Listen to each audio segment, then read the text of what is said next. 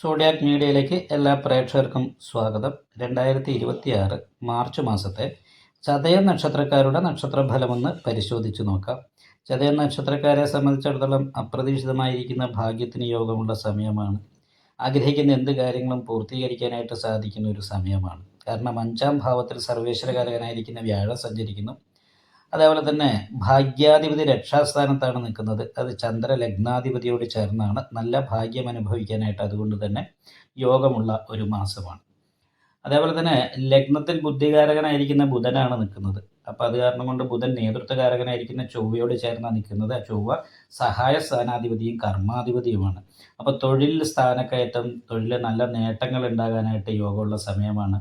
മനസ്സിൽ ആഗ്രഹിക്കുന്ന പൊസിഷനിലേക്ക് എത്തിച്ചേരാനായിട്ട് യോഗമുണ്ട്. പക്ഷേ കുറച്ച് ദേഷ്യം എടുത്തിട്ടൊക്കെ കൂടും. അത് നിയന്ത്രിക്കാനായിട്ട് ശ്രദ്ധിക്കണം. എന്ത് കാര്യം ചെയ്യുമ്പോഴും ആദ്യം ഒരു തടസ്സം വരും. അതിന് ശേഷമാണ് അനുകൂലമായിരിക്കുന്ന അവസ്ഥ ഉണ്ടാകുള്ളൂ. പ്രത്യേകിച്ചും ദാമ്പത്യ സംബന്ധമായിട്ട് ചെറിയ പ്രശ്നങ്ങൾ ഉണ്ടാകാൻ സാധ്യതയുണ്ട്. എന്നാൽ രക്ഷാസ്ഥാനത്ത് ലഗ്നാധിപതിയോട് ചേർന്ന് നിൽക്കുന്ന സൂര്യനായത് കാരണം കൊണ്ട് 15ാം തീയതിക്ക് ശേഷം അനുകൂലമായിരിക്കുന്ന ഗുണഫലങ്ങൾക്ക് യോഗമുണ്ട്. ഭാര്യ കുടുംബക്കാരിൽ നിന്നും നല്ല അനുകൂലമായിരിക്കുന്ന ഗുണഫലങ്ങൾക്ക് യോഗമുണ്ട്. ഏറ്റവും കൂടുതൽ അനുകൂലം എന്ന് പറഞ്ഞിട്ടുണ്ടെങ്കിൽ ഭോഗകാരകനായിരിക്കുന്ന ശുക്രൻ ലഗ്നാധിപതിയോട് ചേർന്ന് ഉച്ചബലവാനായി നിൽക്കുന്നത് ഭാഗ്യാധിപത്യം വഹിച്ച്. അത് കാരണം കൊണ്ട് ഭാഗ്യം കൊണ്ട് പുതിയ സ്ഥലങ്ങൾ, അതായത് ക്ഷേത്രങ്ങൾ, പുണ്യക്ഷേത്രങ്ങൾ, അതേപോലെ വിനോദസഞ്ചാര കേന്ദ്രങ്ങളിലൊക്കെ സഞ്ചരിക്കാനായിട്ട് യോഗമുള്ള സമയമാണ്. അപ്പം നമുക്ക് മനസ്സിന് സന്തോഷം തരുന്ന രീതിയിൽ ജീവിക്കാനായിട്ട് യോഗമുള്ള സമയമാണ്. പക്ഷെ ശ്രദ്ധിക്കേണ്ട ഒരു കാര്യം, നമ്മളുടെ സംസാരം കൊണ്ട് മറ്റുള്ളവർക്ക് അലോസരം ഉണ്ടാകാതിരിക്കാനായിട്ട് ശ്രദ്ധിക്കണം. അടുത്തയാടി സംസാരിക്കുക, വേണ്ടപ്പെട്ടവരെ കണ്ടാൽ മൈൻഡ് ചെയ്യാതിരിക്കുക. ഇങ്ങനെയുള്ള 2 കാര്യങ്ങൾക്ക് ഈ സാധ്യതയുള്ളൊരു സമയമായതുകൊണ്ട് മറ്റുള്ളവർക്ക് നമ്മളോട് ബുദ്ധിമുട്ട് തോന്നാതിരിക്കാനായിട്ട് ശ്രദ്ധിക്കണം.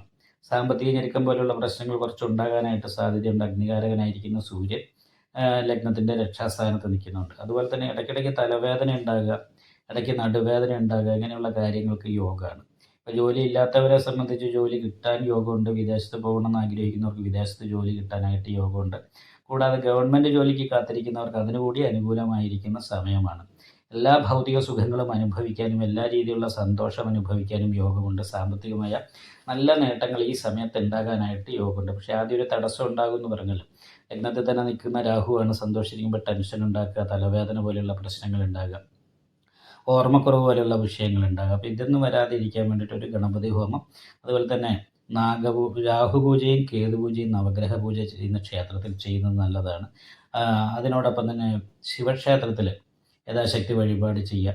അപ്പോൾ അങ്ങനെയുള്ള വഴിപാട്, പ്രാർത്ഥന, ഇങ്ങനെയുള്ള കാര്യങ്ങളും കൂടി ഉണ്ടെങ്കിൽ നല്ല രീതിയിലുള്ള ഉയർച്ച ഉണ്ടാകാനായിട്ട് യോഗമുണ്ട്. രക്ഷാസ്ഥാനത്ത് ശനിയോട് ചേർന്നിട്ട് 4ാം ഭാവാധിപതി നിൽക്കുന്നത് കൊണ്ട് തറവാട് സ്വത്ത് കൈവശം വരാനായിട്ട് യോഗമുണ്ട്. അപ്പോൾ അത് കാരണം കൊണ്ടും തറവാട് ഭൂമിയിൽ വീട് വയ്ക്കണമെന്ന് ആഗ്രഹിക്കുന്നവർക്ക് അത് സാധിക്കുന്ന ഒരു സമയമാണ്. അതേപോലെ വാഹനം എടുക്കണമെന്ന് ആഗ്രഹിക്കുന്നവർക്ക് വാഹനം എടുക്കാനായിട്ട് സാധിക്കുന്ന സമയമാണ്. എന്തുകൊണ്ടും വളരെ അനുകൂലമായിരിക്കുന്ന ഗുണഫലങ്ങൾക്ക് യോഗമുള്ള ഒരു മാസമാണ്. അതുകൊണ്ട് നന്നായിട്ട് പ്രാർത്ഥിക്കുക.